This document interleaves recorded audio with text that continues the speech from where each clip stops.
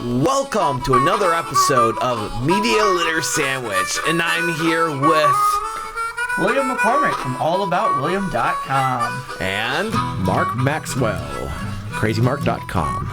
and I'm Toaden from Toaden.com and YouTube.com/ToadenK. Now today we're going to talk about something where we're often warned about this, but I know I'm guilty. I know William's guilty. I'm definitely guilty.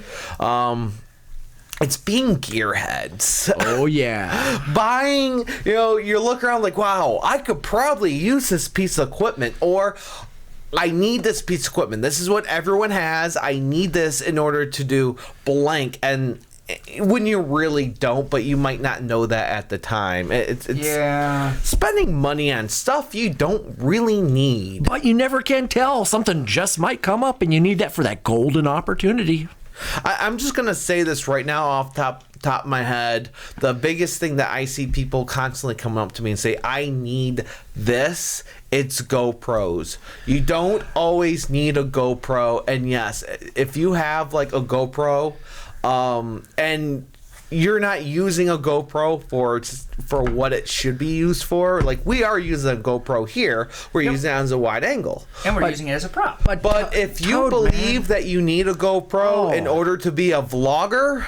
Oh, no. But, man, might be a gearhead, or you just might need it to do a little more research. Of course, if you're doing extreme sports, that's again beside the point. But if you have a GoPro, you got all the fun. I mean, their marketing campaign is just so up there, man. Jeez, everybody's got all the fun with a GoPro. See, now what you just held, that's not for a GoPro. That is for my dual 360 cameras, which I do use those, actually. You've been having fun with that there, Toad. People do buy waterproof casing for cameras and never use them. I got one.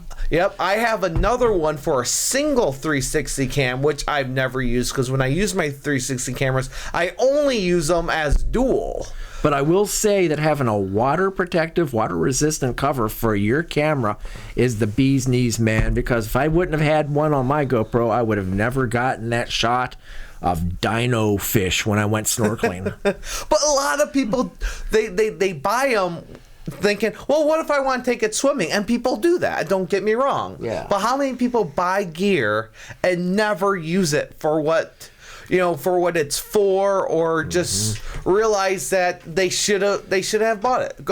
Well, hey, I got this for what if I wanted to do selfie vlogs while walking around. I got it a year ago. How many times have I used it? Once. See, I use selfie sticks all the time. However, like, I have a Bluetooth selfie stick, which I never use the Bluetooth capabilities of it. Bluetooth too, but I took it off. It actually fell off, and then I just didn't use it. So. Okay. I even have like lenses for my cell phone that was supposed to be like wide angle lenses and an extra micro lens. It was junk. It was absolute junk. And now I go back to it. It's like, I don't need it anyways. I don't need a wide angle lens for my cell phone. And eventually I will use my cell phone for vlogging, and I have done experiments with it, but it was absolute junk. And go ahead, pass me that wide angle lens. Hey, Will, does this extend? Yes, it does. Actually. It's a twist lock. Oh, yeah, a lot of them are. Yeah, I broke a selfie stick, that's not like knowing special that right up once. there. Yeah. Ooh, that's a fancy twist lock. That looks like when the selfie sticks. Well, a lot of selfie sticks look similar now. I got a couple free selfie sticks to review them. If you look back in my videos on YouTube, you can actually see it where I actually broke it at first because I didn't know you're supposed to twist. Now the top end of it broke completely on its own, and that was what I complained about, and they sent me another one. So now I have two more selfie sticks because I Gorilla glued it and made it work. I got a real one that'll break a lot of people's hearts. I know a lot of peeps went out and bought selfie sticks for lots of money, and you can get it in certain places for under $2. Yeah, but those, you pay for what you get. My first selfie stick I bought paid like $75. and I still have it. My first And selfie I stick- still use it because it's extremely sturdy, and I got large, not just cell phones, but larger cameras I could put on it, and it's balanced, and it's again, it's in some of my previous videos. Now, do I use it now? No, because I can't put it in my pocket. I don't And you use can it use that it as often. a self-defense mechanism. Well, That one, yes. The one I'm talking about, I paid $75 for. Yes, I walked down some really shady neighborhoods with it, and and some of the people with me, they actually felt better that I had that with me. Well, now my first selfie stick was $5, and it couldn't hold my cell phone. It would noticeably bend. He saw it at What? one of the cons last year. Made of aluminum foil. Something. And I think cardboard. aluminum foil probably would have lasted better. But yeah, as far as gearheads go, you know, a lot of times you aspire to pick up that piece of merchandise that's like several $100. Yeah, you're aching, you're dying for it because you know that with that thing, it's going to open up doors and allow you to walk in front of cameras and advertise what you have on your back or whatever you're wearing on your chest. And by the way, we're wearing all sorts of cool t-shirts today. We like Mighty Mouse, and over here, McCormick Computers. Yep. And of course, Toaden's a YouTube creator. But yeah, that gear that you find, all of a sudden, it's like, I mean, Toad had to have this 360 camera, and he's been And I loving use it. it. And I use it. But a lot of people that buy those 360 cameras, what do they use them for? They use them for vlogging. They'll put them on a selfie stick. By the way, this is a $75 selfie stick, which went on the market before everyone had a selfie stick. And I remember going to Disney. Well, which one's in California? Disneyland, right? Yeah. Disneyland with a few hundred people that all had these a good 2 years before it was banned. At least 2 years. Maybe it was a year and a half, but it was, a good amount of time before these things were banned. And this was a really good one. This was worth it for the time. But Dude, do that's I use also- this now? No, because these are super common and you can get them wait, anywhere, wait, and they'll fit in your pocket. Here. And wait, it's wait. balanced. And No, that will fit- it's not just a baton anymore, but this is also one heck of a monopod if you know how to use it with the Exactly, right and that's gear. one of the things I used it for. Yeah, and it's still fantastic. I used this at a show recently. And so don't discount a selfie stick just because you're not using a cell phone at the end. You can always budget your production. Not everyone needs it. And just, No. another item that not everyone needs, I bought a wide angle lens for a camcorder I was using. But I didn't spend money for a good lens. I bought one, and it bends like crazy. Instead of spending $80 to $120, I spent maybe $50 on this, and boy, does it bend. Holy tamale. I mean, and you don't use that anymore? No, this is for the camera I had you put back in the bag. all right, So I all do right. not use that camera anymore. Yeah. It takes mini DVs. It's and it doesn't fit any of the other cameras. Kind At of least hard I to don't think it transfer does. many DVDs to your computer nowadays. Well, there's ways. Yeah, so how many of you have been, as far as gearheads go, that suddenly your will has been bent by the ultimate salesperson, and you end up buying something, and then boom, you're not really using it that much. You say, "What did I just buy?" Because we have to have the latest things that are going to totally be useful and sometimes uncomfortable. Like this Google thing that you just put on yourself. Yeah, for those that are listening to the audio, I just put a Google Cardboard box on my face, and I gotta tell you, I thought about getting some padding for it, or you could just spend an extra, $20-$30 for a more comfortable headset. But how often, for me, not being a gamer, I don't know how often I'm going to use that. And I make 360 videos. I have thought about buying a bunch of those, so when I go to booths, when I get a booth, when I go to cons and have a booth, I'll sell some of those so people can watch the 360 videos as VR. But those aren't really comfortable, I don't think. So right now I might not be, right now it might be considered a gearhead for wanting those, or having one of those, but in the future, maybe not. But in the future, I think they're going to be a whole lot comfortable than just cardboard. And I also think more people are going to be giving those away, too. Yeah. I don't know if 360 is just going to be a gimmick, too. It could just be a gimmick. And that's what being a gearhead, a lot of it's just given into gimmicks. Selfie A fad. sticks,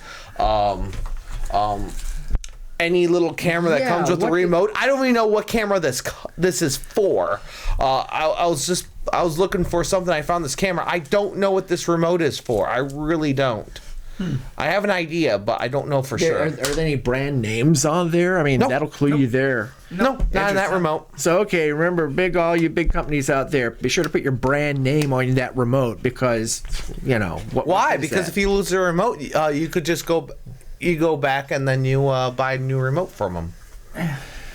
Ooh, that's a scheme, money-making scheme. No good. But yeah, I mean, as far as gear goes, for me, I mean, years ago, of course, I wanted to get that big camera. I wanted to be the big guy on campus. I wanted to be able to, be noticed and have the top-notch gear or whatever it was. But at a time, you say, hey, my wallet isn't so big. It isn't so tough. So I have to use what I got. And that's just the thing. And well, some people have money and they don't have money. Okay, Mark. So yeah. I know you've bought stuff and brought stuff to cons that you don't need, or at least at the time. Yeah. Definitely done that. All right, Mark, tell us the story. Yeah, okay. What was the one thing that I brought that one time? Boy, I'm gonna have to think about that one because it's taken years of being able to say I only When you were need brand this new, much. when you started doing these gigs, doing a variety of gigs, we know there's things that you bought that you thought you'd be using all the time and you brought with you and then you never use. In fact, I'm looking at another item for me right now. It's a shoulder rig that I put my camera on. So it's not a stabilizer. Well, it's sort of a stabilizer. It's not a steady cam. I've heard people call them that, but they're not a steady cam, but it's a shoulder stabilizer. And I used it for a while, and then I realized I don't need it anymore. It's great to be able just to have a camera resting on it, but I can't move around, which is why I don't have a tripod, because I need to move around freely. I got one of them and too. I stopped using it. It was great to help me for a good, few conventions. But once I got used to doing things, it became a hindrance. And I don't see anyone carrying those with them unless it's a brand new thing. Unless it's brand new, they're like, oh yeah, I got this thing, I'm going to play with it. And then you never see it again. You said you had one as well? Yeah, I've got one. I used it once. Yeah. And then why did you stop using it? Because the event that I took it to, I had to go to the bathroom. That turned out to be a little complicated. Oh, don't end up doing that. Well, because it's got all these straps, to hold it on so it doesn't fall off. I understand that, but I thought it was only like one strap here, maybe one strap Wait a minute! there. Didn't I see you that at one of the cons was strapped onto you like a movie making thing with the GoPro on your chest and all this other stuff? oh no, I got one of those. I got a chest mount for my GoPro too. No, that one I didn't really take to a con. I took it to another event, and then it just got in my way more than I actually would have used it anyway. You use too many of those camera items on you and gadgets and stuff, and then all of a sudden you can just go ahead and enter a cosplay contest dressed like that, Exactly. You could. He's And I've been cameraman. accused. I've been accused of cosplaying, because I'll go to places with my hair spiked up and I'll have this gear on me. I've been accused of like, oh, hey, who are you cosplaying as? Techno dude. Especially now I have a camera over my shoulder at certain events, which I'm still learning, figuring out when should I use it, when shouldn't I use it, because I'm learning and I do use it and I probably still keep on using it, and that comes with experience. Da-da-da. You buy something thinking you're going to use it all the time, or you might even buy something thinking you're going to take on freelance jobs and it's going to help you out on certain freelance jobs, because after all, when you did it for a living, you use these things, whatever the item is, all the time. So you're like, I should have one for myself, and then you never use it. It's GoPro You never guy. use it, and yes, I'm holding a box in my hand, and I'm not even gonna tell you what it is because it doesn't matter. Because I maybe used it once and I didn't, and that's just because I was mad because I haven't used it at all. But if I did more freelance work in that particular field, not just video, but another field, I probably would have used it. But I just never had. Now, a mine reason was to. buying a camera that I should have researched more into.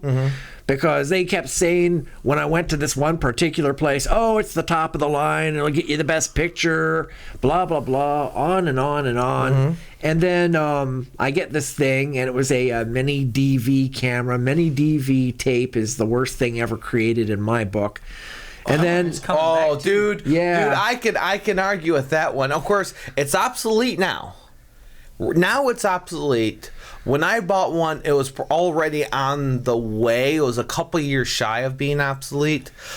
Maybe I shouldn't have gotten it. It was a thing that my college told me I really should buy, and they really pushed me to buying it.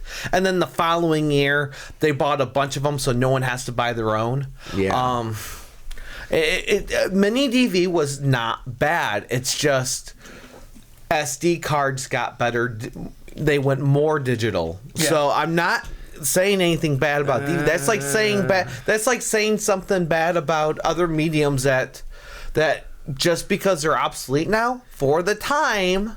Well, You got to look at it that way too. I knew facilities which broadcasted with Mini DV, and many of the programs on Mini DV did not make it on the air because you had to clean the deck every so often, much more often than anything else in history. Well, that's probably because you had a bad deck, and decks were expensive. they were. Decks were, for a good deck, you're spending at least $1,000. Was it like $1,500 for a decent deck? Especially if you have a digital DV or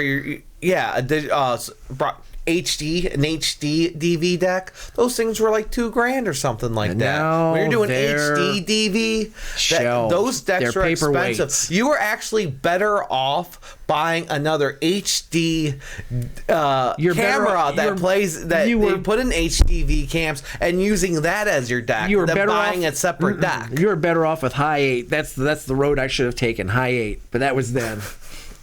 That was then, and high 8 is still used. Well, beta cam is still used in some spots for very, very little, but Yeah. beta cam, digital, whatever that was called, that people still are impressed by that. Although I don't know how obsolete it is. I don't think anyone really uses those anymore. Remember, I said beta cam, not Beta Max. Not Beta Max, Beta Cam. That the new stations some use. of Of course, those, people would still buy those. They're good cameras. They're obsolete now because we all want HD. People. But I mean, Toad, you know. it really, my need for gear is my bottom line. It's limited by my wallet. So, of course. Yeah, but I know you have a lot of gear. So when you're going to a place, how do you decide what gear you're bringing with you? whatever can fit within a small case that I have. I don't want to have to make multiple trips. I just want this one case to have just enough in there. And of course, I've learned over time you don't need 5 cameras and 8 forms of lighting and multiple extension But what if you cords. do? But what if you What do? if? That's what the reason if you're why you going scope to out somewhere. What if you're going to an event and you know it's going to be super super dark and you're going to be recording, you're going to be doing one of these podcasts from an event that's super super dark. How do you decide?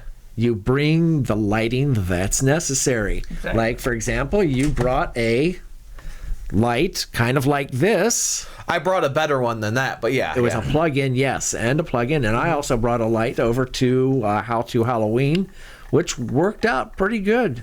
I think it for worked what out needed all to. right. It wasn't like you showed up with one entire case dedicated to several LED stand lights, you know. You do what you have I to did do. bring extra stands I need. I should have brought one more light. One more light would have made that a better thing. And that's how we did, and that's how we learn. And we did bring enough. And the way I feel like the way we figured it out was you and I had a discussion. What are you bringing? What should I bring? Okay. Yeah. We talked. We didn't actually look at the venue, but we talked to the organizers, and they were the organizer of the How to Halloween, and we should have 2 podcasts up from there, so you could go ahead and see how dark that is. But it still looks good. It looks okay? good. It's got that underground feel to it. It was a very dark venue, and they made it that way on purpose. And we knew about that, and we were able to prepare. And the biggest struggle is when you don't know what to prepare for. And I'll be honest, for my 360 cameras, I got to the point right now, when I bring my big camera, I'm pretty much just carrying that and a couple things in my pocket. But when I bring my 360 camera, I have a whole bag dedicated to these tiny little GoPro sized cameras, because I'm still learning what do I need with me and what don't I need. And that's really what it's about me. Go ahead, William. Yeah, you saw how I used to carry all that to Comic-Cons and stuff. I used to have a trunk full of camera gear plus that backpack. Mm-hmm. I still use the backpack for certain events, but Comic-Con, my bag is literally not even that big, and I take my camera. You don't want to kill your shoulder, dude. I used to carry a huge the camera kit that my college had me buy.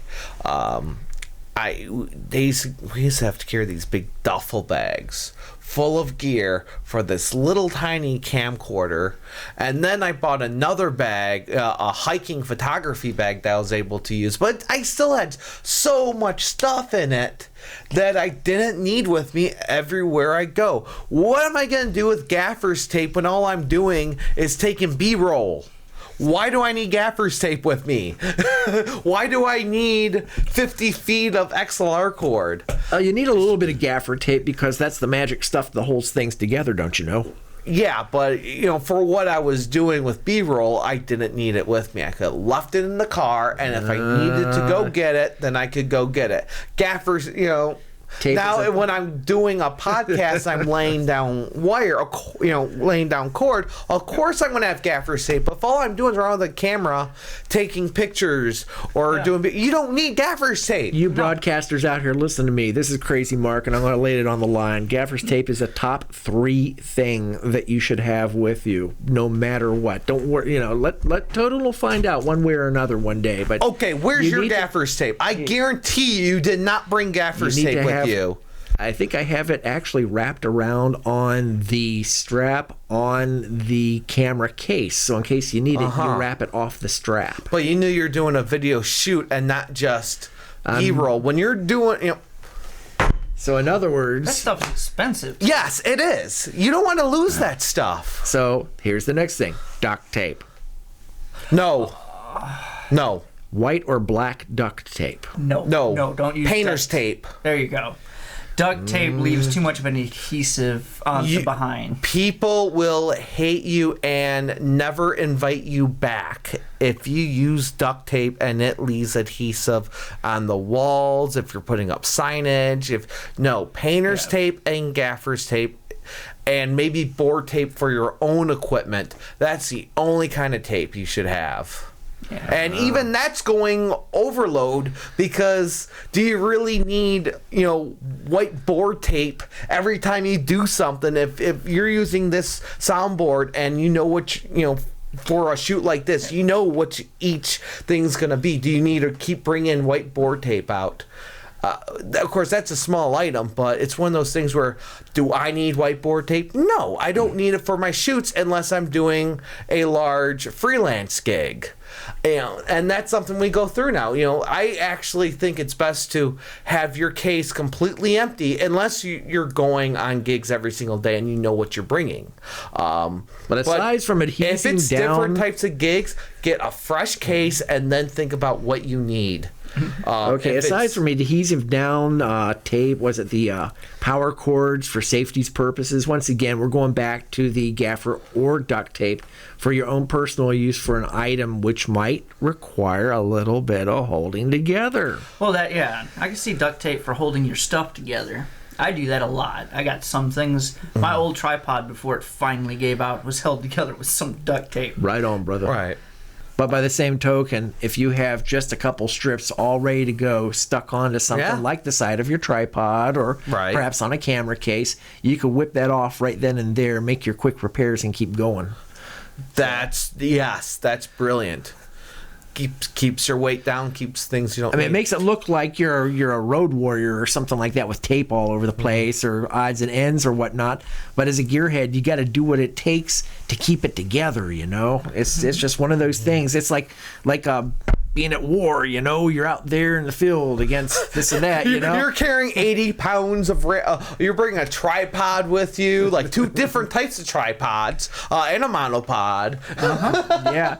I mean, you're out there, you want to get the action, you know. A mic stand, because you never know. Never know. You never know. Then you do an event that has a whole bunch of Marines, and you're like, I just want to be prepared. Exactly. I mean, you know, you're going to need a lot more business cards too. Yes. You're going to need at least 1,000 business cards. But for those that are only listening, I'm just throwing stuff on the table at this point. Anyways, trying to get back on topic. William, I know you have a Gearhead story. Oh, I have several of them. Come on, I own every single Raspberry Pi that they've ever made, except for version 3. What does a Raspberry Pi do, William? Why are you bringing Pi to a gig? It's a computer. Numbins. Oh. You know how many times I use them? Never. Is it like a BlackBerry or something like It's like that? an Arduino, actually. One of those little electronic things you... Well, I got a little computer over there, and I barely use it, but I do use it. I don't use it. I mean, for my basic computer help, I want to do Linux videos, but it doesn't have the processing power to screen capture. Okay. So what do you do with gear that you own but you don't use? It sits somewhere. I'm starting to look like an episode of Hoarders. I know you got gear stories, Mark. I know you have a lot of stuff you don't use anymore. Honestly, the whole gear story thing is, man, is I learned early on, if you can't carry it with your 2 hands, then you don't need to be taking it out in the field. It's just one of those things. You want to get to where you're going. You don't want to have to sit stuff down and walk a mile back into BFE, come back and find some of your gear missing. Because, I'd get these 2 things over here. No, you want to be able to have everything with you. 2 hands, 2 cases, whatever, you lift up the cases and hang things over that or whatever it is. But you got to be able to manage it, keep it organized. And as much as you might love wanting to get, oh man, I got to have that red cam. I got to have that red cam. What if I need this? What if I need this? I don't know. What if I need this? Well, take a look at it, read up on it, find out, like, get the reviews on it, because something might come out and say, okay, wow, man, that looks like the greatest thing on earth, but they're using you as a test market for their new product. But I have a crane. I have a self-system crane. What if I might need this for the shoot? I could leave it in the car. Oh, you can, if you want to leave stuff in the car, you go right ahead, See, and you brought up several valid points. That's why I'm questioning you. Now, here's the thing. And one's is security. If you're out on a shoot and you're already in that profession of film or something to that effect, then you know what you're going to have. You're going to have your van out there with your dolly, with your boom, with your crane, the whole 9 yards, because you're reputable, you've signed contracts, you're making money off of this thing, all the more power to you. But when you're, a self-sustaining videographer and broadcaster, running off to events, to shoot, get things. Who knows how much money you're making. You might not be making much money at all. Maybe you're bartering with somebody. When you're down in the trenches that far or trying to get up and out, you're not going to be taking around thousands of pounds of gear, thousands of dollars of gear to try to be impressive. That's one thing you don't want to do. The whole fake it till you make it idea works only to a certain point. And then after that, you're saying to yourself, why that bleep am I doing all this when I can just take 2 cases of everything I need, and I'm not killing myself to make a few dollars and get my name out there, or continue to get my name out there. And I'm ranting and raving.